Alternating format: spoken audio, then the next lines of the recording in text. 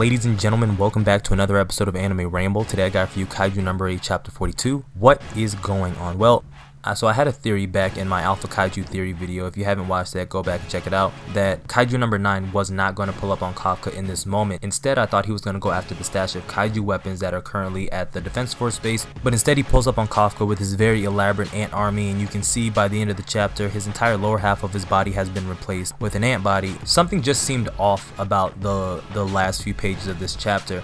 Even though he does have this new body that we see, I just don't see it being enough to take down Kafka and the 1st Division, alright? 9's not going through Shinomiya, Narumi, all the platoon leaders. I just don't see that being the case. He still seems like he's here as a distraction. He's here to hold off the 1st Division and Kafka from getting back to the main HQ. For whatever reason, he might be working with somebody. We might see the return of number 10. For all we know, his business could already be done at the main HQ, and he's just there to make sure everything is really running smoothly, maybe just to rub it in their faces. He does have a grudge against Kafka, so it could be a situation of him just trying to fuck with him. But let's talk about it. So when the chapter first starts, Kikoru and Kafka have to prove themselves basically, alright? So Kikoru, she's up first in this chapter, and she does what she does best, and that's give Kaijus the hands. Kikoru comes across as someone who's not satisfied with just being kind of good or just even being great. She has to be the best, and you get a very good glimpse of that this chapter. But what can you expect? Everybody is shocked that she's showing this level of combat, but all of them should know that this is the Director General's daughter. What would you expect? Not only does she have it in her blood, she was trained by the Director General too. So for her to exhibit this level of skill, you would just expect it. Like, I would be shocked if the Director General's daughter walked in and could not do bare minimum this. So now it's Kafka's turn, and Kafka's up. The first thing that he does is a partial transformation in order to try to get in on one of the ants. He manages to hit it, but it doesn't do anything. So now his whole plan is, okay, well, I don't have a choice but to do a full transformation. But if you remember, this is his first transformation, a full transformation that he has had to do since his fight with the Director General and against Kaiju number 2. If you remember back from then, he didn't want to do a full well, no, he did. He did do a full transformation because that's what he wanted, but Kaiju number 8 in that moment took over for him. So I'm sure psychologically that's weighing on the back of his mind. Regardless, in this situation, if he does not prove his usefulness, he's going to be disposed of in one way, shape, or form. So he goes for it, and it doesn't work. Alright? He's knocked back, he's knocked down, and in this moment, the people who are monitoring him are like, what's going on? Why can't he do a full transformation? But also in that moment, they're like, there's another powerful Kaiju signature that's being read. Narumi, he's like, where is it coming from? And the scientist dude is like, it's coming directly from underneath Kaiju number 8.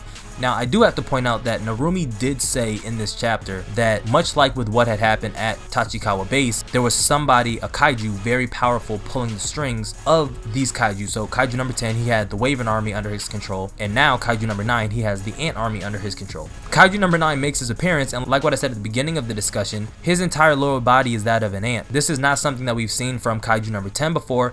We actually haven't seen a lot from Kaiju number 10. He was just a in and out type of villain, which is kind of what leads me to believe that maybe Kaiju number 9 went to number 10 in that moment. Maybe he used his ability of regeneration and revival to bring back Kaiju number 10, and because we still, to this day, no chapter has confirmed the death. We haven't seen him locked up, we haven't seen him experimented on, we haven't seen any tools or weapons being made out of him, no armor, nothing along those lines. So what is the possibility that Kaiju number 9 is just here stalling while Kaiju number 10 does the heavy lifting and takes care of the weapons? You know what I mean? Because no matter what, there's going to be more guards, more Defense Force members at the Defense Force base than what is currently out right now trying to take care of the Ant Army. I think Kaiju number 9 can distract them long enough while everything goes down at the 10. Even if he can't, they can't just up and leave the city that they're in that's being overrun by Ant Kaiju. So even if they do get a signal or a report coming back from the Director General or somebody at the main HQ, they can't just leave. They have to deal with Kaiju number 9, and they have to deal with the ants, or they're gonna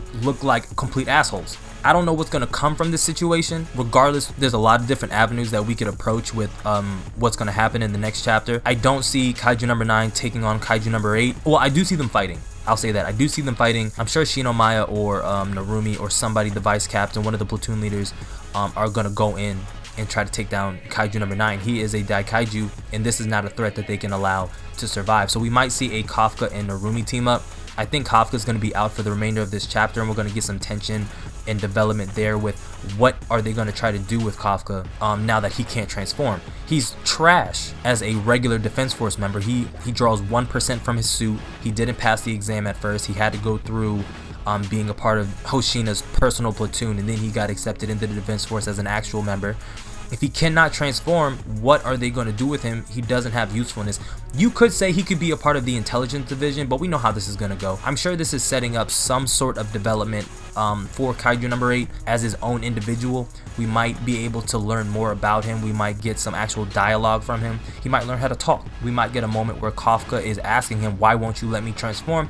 And number 8 might be real and be like, yo, I've let you transform all the way up into this point. I've let you have free reign of my Kaiju body. You can transform, you can do what you want, you can disperse as much energy or power as you need. You can save people if you want to save people, you can destroy people if you want to destroy people. But what you're not going to do is put me at risk because you don't want to transform for whatever your reason. First time he's actually held back in a do or die situation against another Kaiju entity. There's a lot of distrust going on that I can sense, or that I feel in my personal opinion, with number 8 as an individual and Kafka as an individual. They're not synchronizing anymore, and this is putting a lot of strain, stress, and undue tension on, well, the entire plot of the series right now that he can't do the one thing that made him useful, and it's essentially putting his entire goal, his dream of standing beside Captain Mina, on halt. This was his one shot. He has nothing else up his sleeve. If he doesn't have Kaiju number 8, there is no progress to his goal, so he has to figure this shit out. But I'm not going to ramble on any longer than what I need to do. If you made it to the end, thank you. If you're a new, go plus ultra and smash that subscribe button. Let me know you rock with the content that I put out on the channel. Like the video if you like the video, dislike the video if you dislike the video. Comment on the video your thoughts about what you think is going on and how Kafka is going to be able to rectify this situation of not being able to transform. What are the higher ups going to do about him and his inability to transform? How else do you think he could be useful if he can be useful? Subscribe if you're brand new, and like always, until next time.